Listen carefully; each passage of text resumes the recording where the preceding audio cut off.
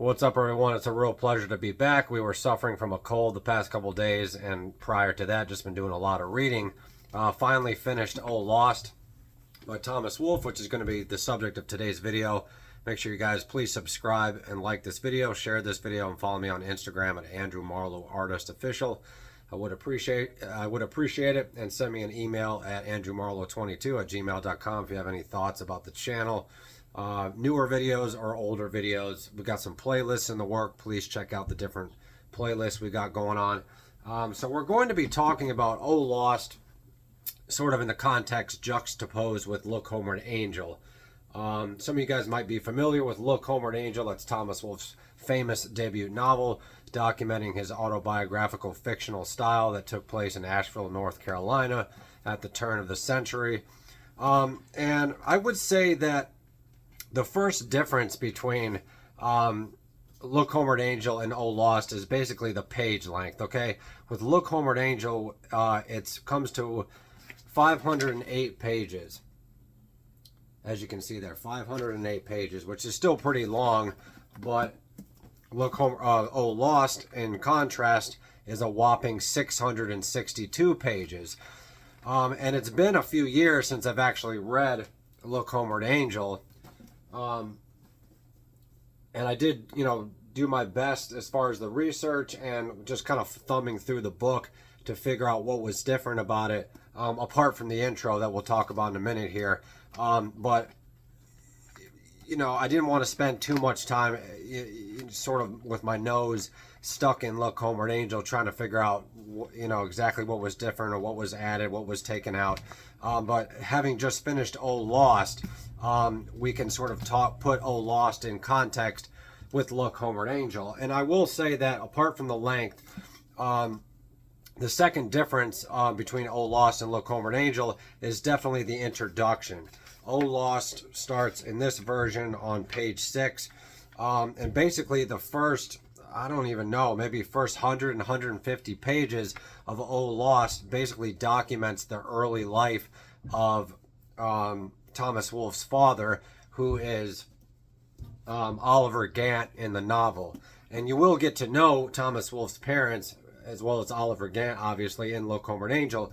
But what Lost does, basically, it puts it much more into perspective in terms of the historical, universe that Thomas Wolfe has created for his family heritage, his lineage, perhaps. And it basically starts with Thomas Wolfe's father and some of his siblings, basically in Pennsylvania or somewhere near there, basically witnessing Confederate soldiers near Gettysburg.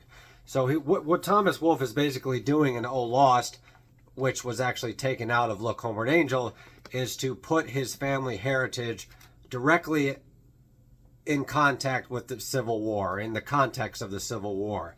Now, Thomas Wolfe sort of loosely does that in Look Homeward Angel as well, but it's not as nearly in depth as what you'll get with Lost. Now, the first introduction, or the first part of Look Homeward Angel, the famous "A stone, a leaf, a door, and all of the forgotten faces, naked and alone, we came into exile in her dark womb. We did not know our mother's face. Which of us has known his brother? Lost, and by the wind-grieved ghost, come back again." I'm paraphrasing, but this is sort of the epic poem that Look Homeward Angel starts with. And then on the first page of Look Homeward Angel, we have a destiny that leads the English to the Dutch is strange enough, but one that leads from Epsom into Pennsylvania and thence into the hills that shut in Altamont over the... So we have, he definitely is talking about how his family lineage is from Pennsylvania, and we have the English and the Dutch. And then a couple paragraphs below that in Look Homeward Angel, it starts with an Englishman named Gilbert Gaunt, which is later translates to Gant. He changed his name somewhere along the way during his, family history, which he later changed to Gant, having come to Baltimore from Bristol in 1837 on a sailing vessel. Okay, so it's similar, but it's not quite the same. Now, Lost starts with the poem as on the same exact page as chapter 1, or the prologue rather. So we have a stone, a leaf, a door, and all the forgotten faces, and that epic poem we just read a little bit of. And then below that, directly, we have one morning at the beginning of July, 65 years ago, two boys were standing by a Pennsylvania roadside on the outskirts of the little farming village of York Springs, watching a detachment of the Confederate Army as it tramped past on its way to the town of Gettysburg, about 20 miles away to the south. And then later, a couple paragraphs later, it says, Gaunt or Gant had come to America in the autumn of 1837 in a cotton ship bound from Bristol to Baltimore. He had lived in Baltimore for more than 2 years, buying at first a partnership in a small... So anyway, a similar introduction, but the version that we see in O Lost is much more in-depth, much more detailed, and we basically get a really interesting panoramic view of Thomas Wolfe's family heritage through the eyes of his parents, versus O Lost starts much later when Thomas Wolfe's father, Oliver Gant, sort of initially meets Eliza Gant, his father, or his wife, his soon-to-be wife. He meets Julia Wolfe. Eliza Gant is her name in the novel. So, and also what we see in the prologue of O Lost is just this epic, grandiose sort of perspective. It's almost like a separate novel, right? Or a separate little novella, I guess you could say. And we'll talk a little bit about why Maxwell Perkins, the editor at Scribner and Sons, Thomas Wolfe's famous editor, Maxwell Perkins, decided to take that out, because his thinking was, by the time he got to Look Homeward Angel, or what we see as Look Homeward Angel, his editor, Maxwell Perkins, basically wanted Thomas Wolfe to structure his narrative more strongly through the perspective of the main protagonist, which is Eugene Gant. And I think when we're reading Look Homeward Angel, that's definitely what we get. But even in Look Homeward Angel, similar to O Lost, we definitely get a panoramic sort of perspective through all the characters' viewpoints, all their feelings. But you get much, much more of that in O Lost. And I think that's what's interesting about O Lost, is that it basically rewinds and starts all the way back to the beginning. And this is sort of more akin to how Thomas Wolfe wanted his manuscript to be published. This was his original vision. And I think it was, I'm not going to say that Look Homeward Angel was kind of a hack job, because it is a fine novel and it stands alone on its own, but it's almost like a different novel.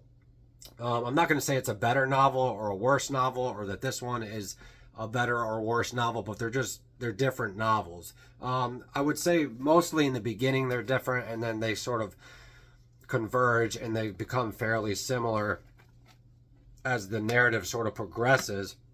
But when we're discussing Thomas Wolfe, if you're a fan of Thomas Wolfe, if you're a scholar of Thomas Wolfe, obviously we're dealing with the South at the turn of the century. We're dealing with post-Reconstruction.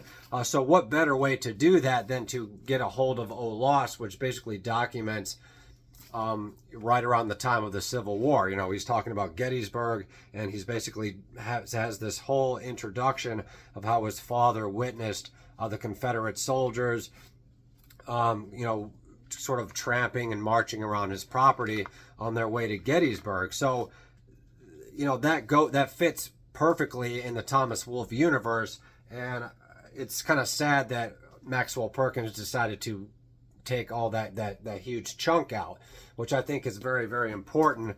And then also, the first part, like I said, is about his father, Oliver Gant. In real life, his name is William Oliver Wolfe, so he kept that pretty similar. But also we get a really, really great background of Julia Gant, or Eliza Gant. Let's see. I guess her name is Julia, so her name is Julia Gant. In real life, I guess her name would be, I'm pretty sure it was Eliza. Maybe I'm getting some of the care. I think Thomas Wolfe's real mother is named Julia Wolfe.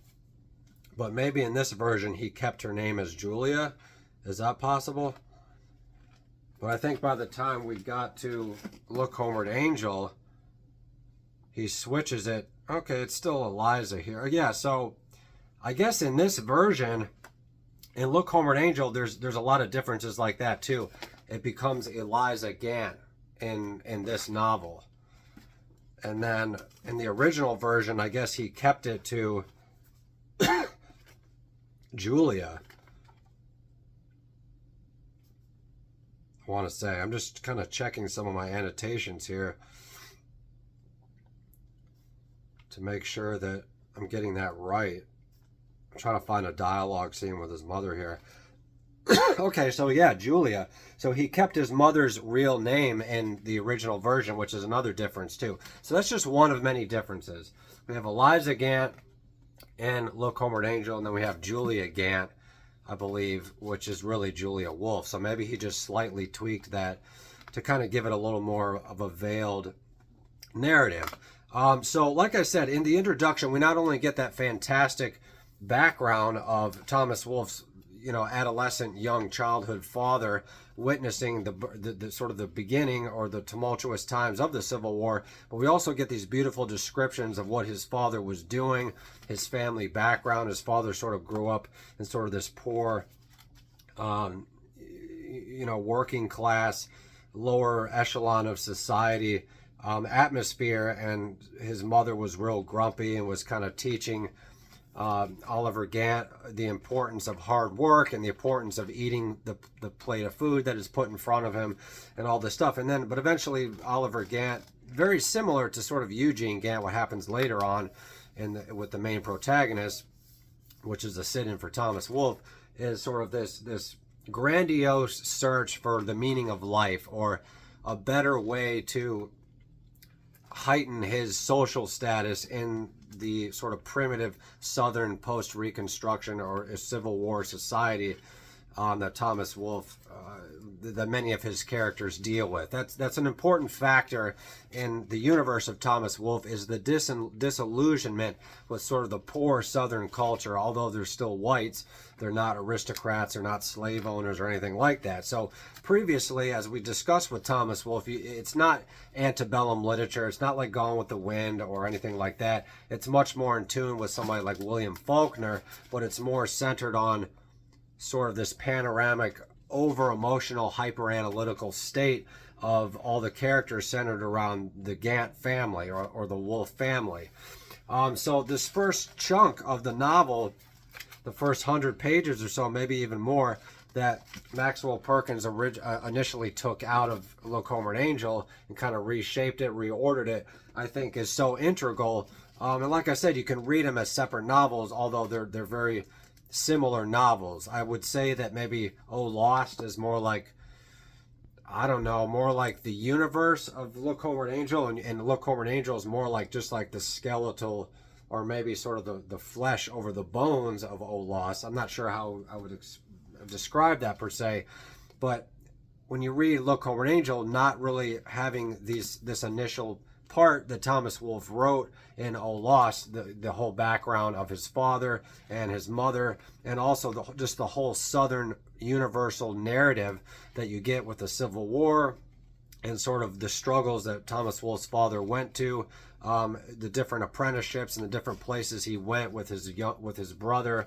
and sort of how he broke away from his provincial family and eventually became a stonemason, which is documented a little bit in here through the introspection of Oliver Gant, but we don't really get a real first-hand sort of documentation of that like we get with Oh Lost. So I think that's one of the greatest gifts of Oh Lost, is that beautiful and very, very insightful background onto how Oliver Gant, Thomas Wolfe's father, even appeared in Asheville, North Carolina. In the novel, it's I forgot the fictional name of what he called Asheville. It should be right on the tip of my tongue, but I'm just forgetting it at the moment. Altamont. So how his father got to Altamont is so important, but through the eyes of Maxwell Perkins and maybe some others at Scribner and Sons, he wanted to kind of, take all that out and just fast forward and restructure the narrative from the perspective of Eugene Gant, which is, I would be tempted to say the most important protagonist, the most important character in Look Homeward Angel. That's sort of how the whole universe is structured around, and the whole universe and all the characters, you know, sort of revolve around the reaction of Eugene Gant. But I would be hesitant to say that he's the most important character, because like we see with Oh Lost, there's many others, you know, significantly important characters that I think were perhaps maybe edited down or just sort of taken out a little bit in Look Homeward Angel. Like I said, I would have to read Look Homeward Angel again and really do a side-by-side comparison to really understand or to really extrapolate the exact differences. And I did sort of thumb through the different sections, and most of them match up pretty well. So that's why what I'm saying, it's hard to decipher without really sort of, you would have to maybe take 6 months to a year to really figure out what was kept in this, and then what was taken out of Look Homeward Angel, what was re-edited. Some of it's probably lost in the editing process. Some of it is probably similar. Maybe it's just trimmed up. Maybe some of the viewpoints are switched from different characters. But I think that's what's so great about Oh Lost. You know, most people have never heard of Oh Lost or really read it, because Look Homeward Angel is the one that, you know, kind of took all the credit. But this was published, and partly for that reason, it's because this was not published until 2000.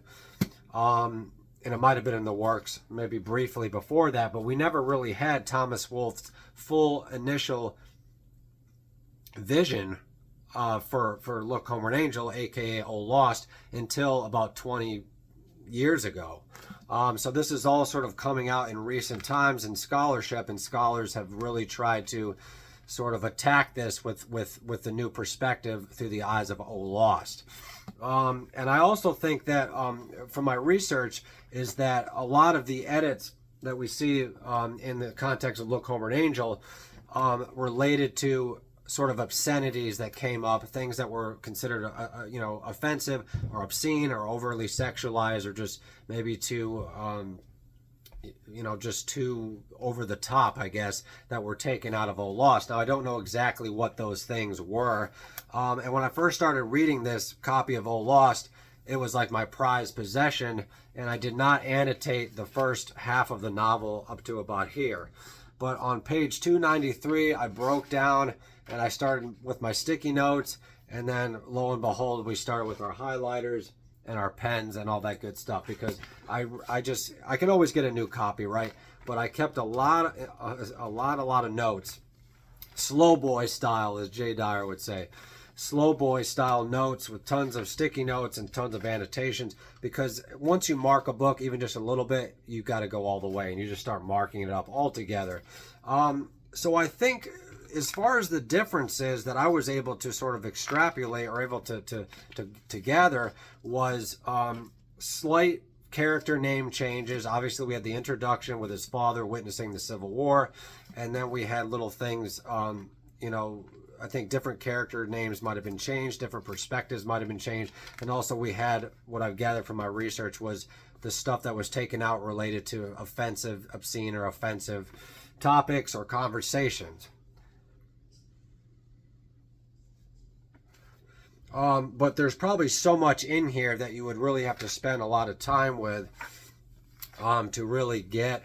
And there's some famous scenes here that pop up in Look Homeward Angel that I remembered. So I would say the majority of it is the same novel. And maybe the stuff that I didn't remember as much is probably the new stuff.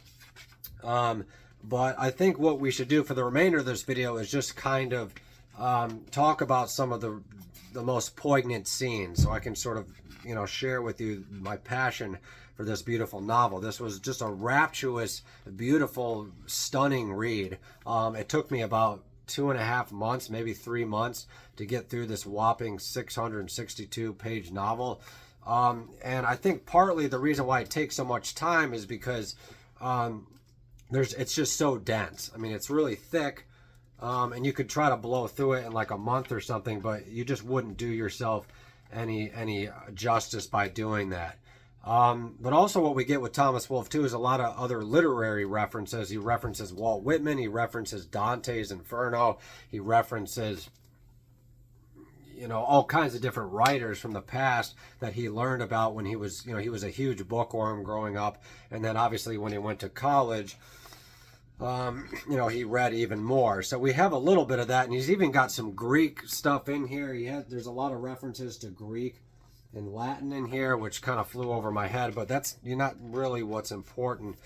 And also with Thomas Wolfe, we still have, sort of the clashing of cultures.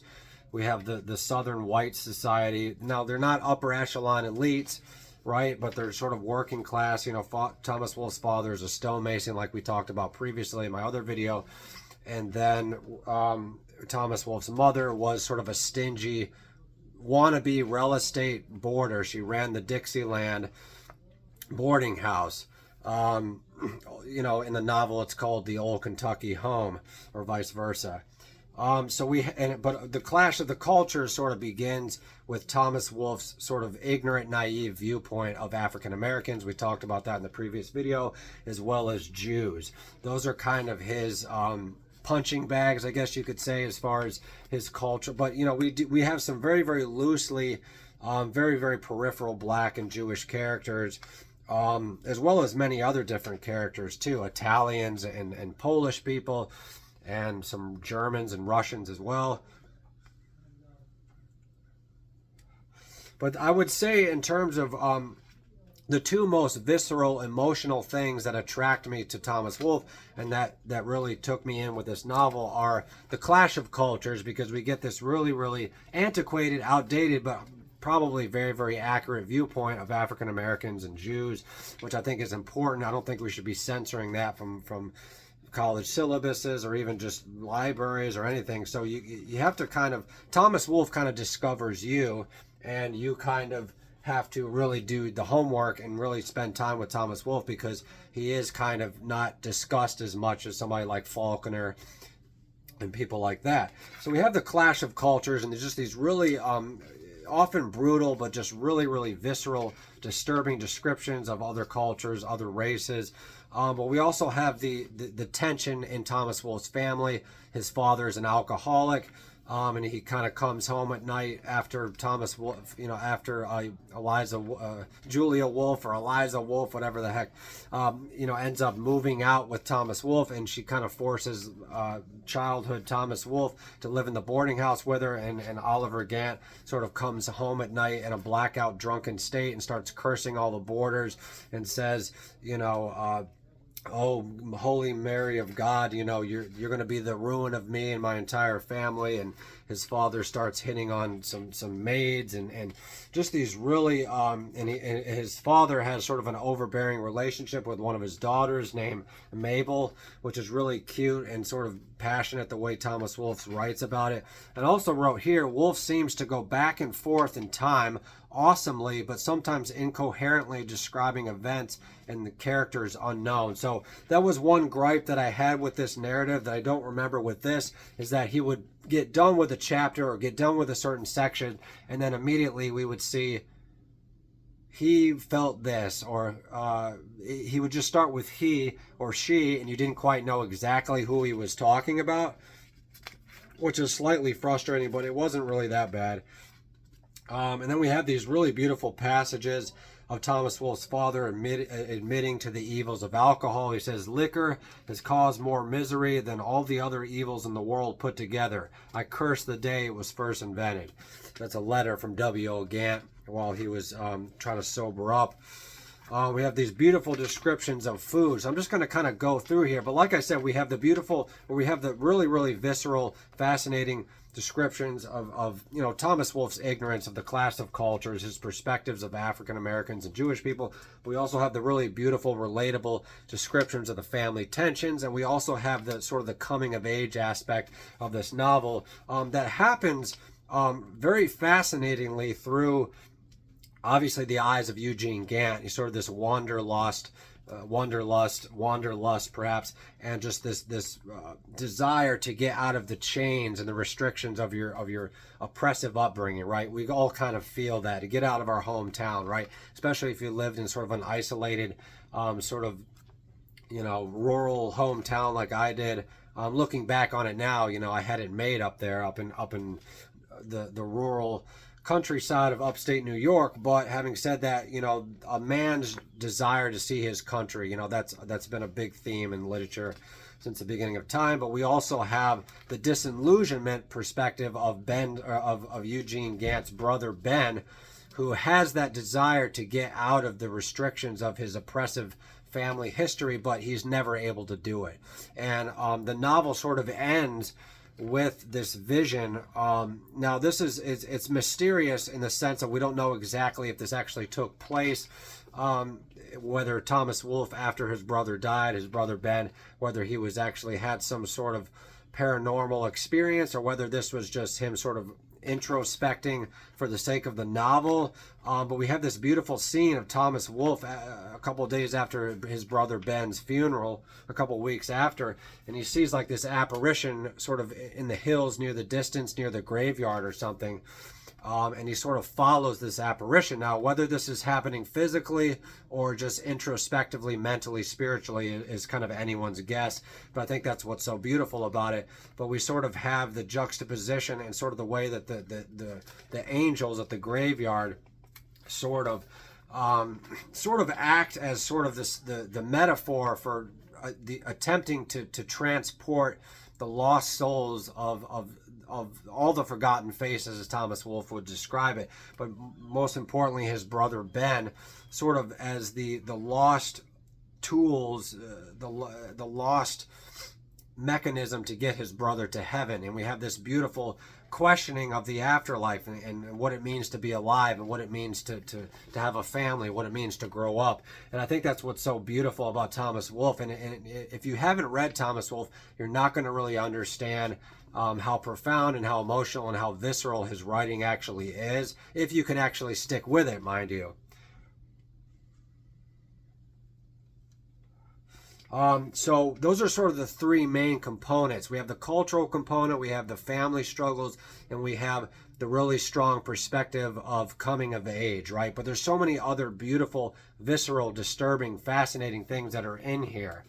Beautiful descriptions of food that I wrote down. The food was scant and poor. At breakfast, a dish of blue, watery oatmeal, eggs, and toast. At lunch, a thin soup, hot sour cornbread, and a vegetable boil with a piece of fat pork. At dinner, hot biscuits, a small meatloaf, and creamed or boiled potatoes.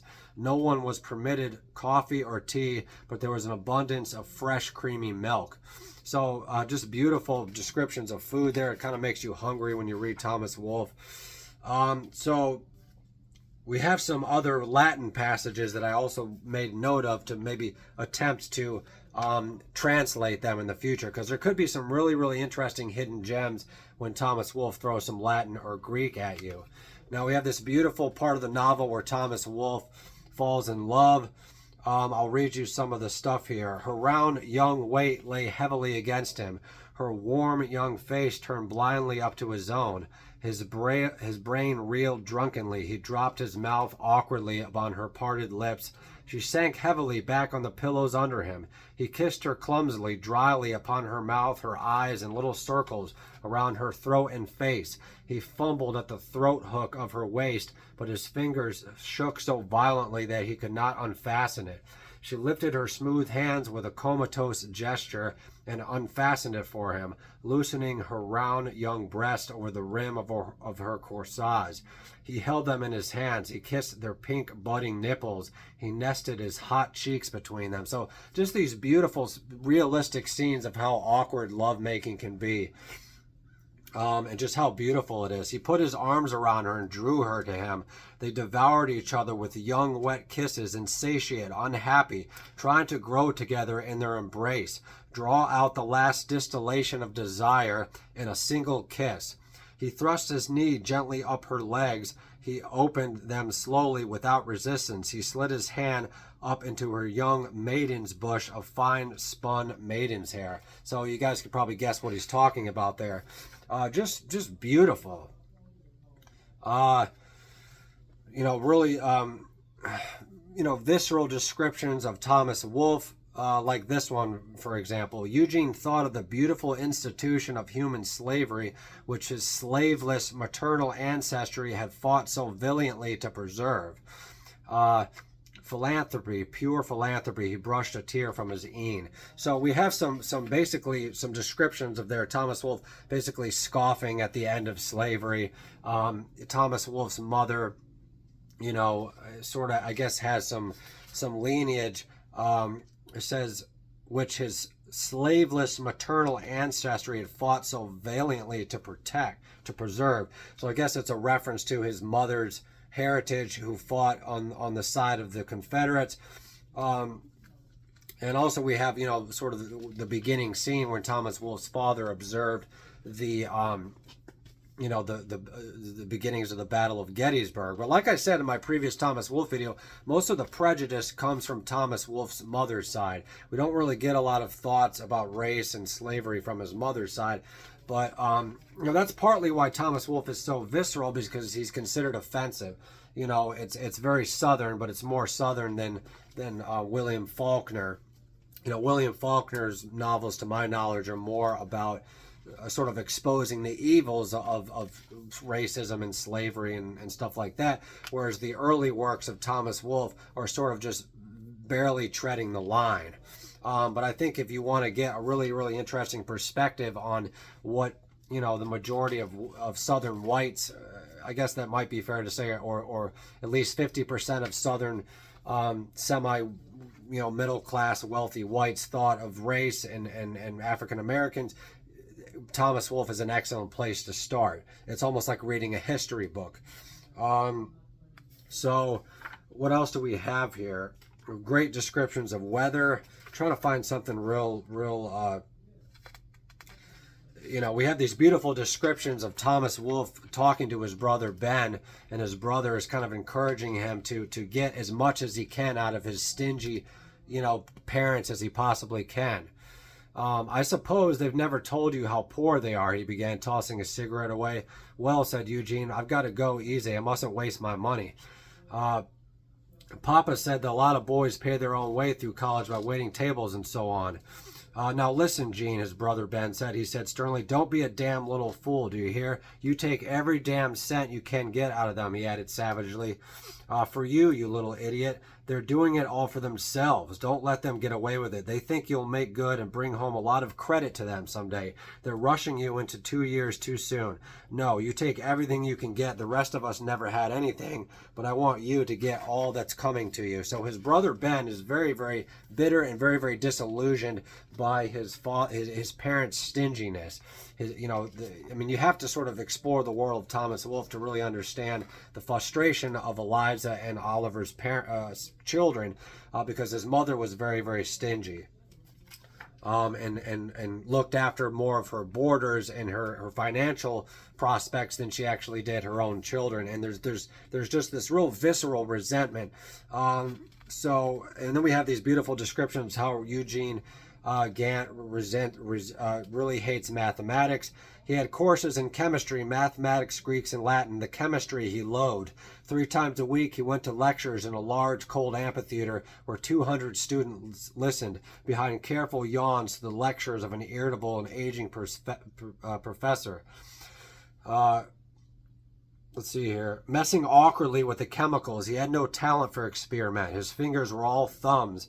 Enviously, he saw his deft-fingered comrades complete their problems neatly in half the time it took him. So I just relate so much to that. I always hated going to those lab classes where you had to, you know, smooze with other students and go up and talk to people you don't know. I always hated that. They turned into a sordid little road, unpaved, littered on both sides with Negro shacks and the dwellings of poor whites. It was a world of rickets. The road was unlighted. Their feet stirred dryly through fallen leaves. Eugene leaned against a tree, listening to the quiet conspiratorial talk. The night, vast and listening, gathered about him its evil, attentive consciousness. His lips were cold and trembled. He thrust a cigarette between them and, shivering, turned up the thick collar of his overcoat. So this is basically documenting when Eugene Gant went to see the prostitutes in Shantytown. That's another part of the novel. Very, very visceral experience. He has his first sexual experience here in Shantytown. So let's see here, and then we have this part where Eugene Gant, Thomas Wolfe, as an adolescent, basically gets the crabs or maybe some other type of STD. And that's how visceral this book is. I mean, there's really no stone that's left unturned. But we have these beautiful scenes, like the following, where Thomas Wolfe comes home and he's so upset about, and he knows he's got some kind of funk going on there down in his groin. And he says here, when he went home to Christmas, his loins were black with vermin. It's such an outrageous description, but it's so amazing. The great body of the state lay like a barren giant below the leaden reek of the skies. The train roared and across the vast lift of the Piedmont at night as he lay in his berth in a diseased coma. It crawled up into the great fortress of the hills. Dimly he saw their wintry bulk. So he's talking about his sick heart lifted in the haunting eternity of the hills. Let's see here. He talks about how he basically is paranoid that he's suffering with venereal leprosy. And he actually vomits after his first experience with the prostitute. I just love just his visceral descriptions. There's no other writer that captures something so viscerally. And there's something about Thomas Wolfe's writing, in particular, O Lost, and as well as Look Homeward Angel, as well as all of Thomas Wolfe's writing, that it just makes you feel so alive. It's so disturbing. It's so engaging. You'll literally be laughing and smiling just because, like, did he really just say that? Did he really just write something that viscerally and brilliantly? It's just amazing. And he basically, I mean, I'm going to have to kind of put a cap on this because it's just never going to end. I mean, there's just so many amazing things about this. He talks about all the strange characters that he met in college, and he talks about how they sort of, a big part of the college culture at this time was all these sort of buffoons eating together, and just how the culture of food influenced the college campus, and was less about education, more about just like this boys club of who could obnoxiously eat together, who could obnoxiously eat the most together. Then he falls in love on page 464 with sort of this plain woman named Laura James rather. And he says right here, he thought her plain and dull, but he began to sit with her on the porch at night. Somehow he began to love her. He did not know that he loved her. He talked to her arrogantly and boastfully as they sat in the wooden porch swing. But he breathed the clean perfume of her marvelous young body. He was trapped in the tender cruelty of her clear green eyes, caught in the supple net of her smile. So just this beautiful reality of what falling in love is like. Sometimes you fall in love with people that are definitely not your type, and I think that's what he's getting at with here.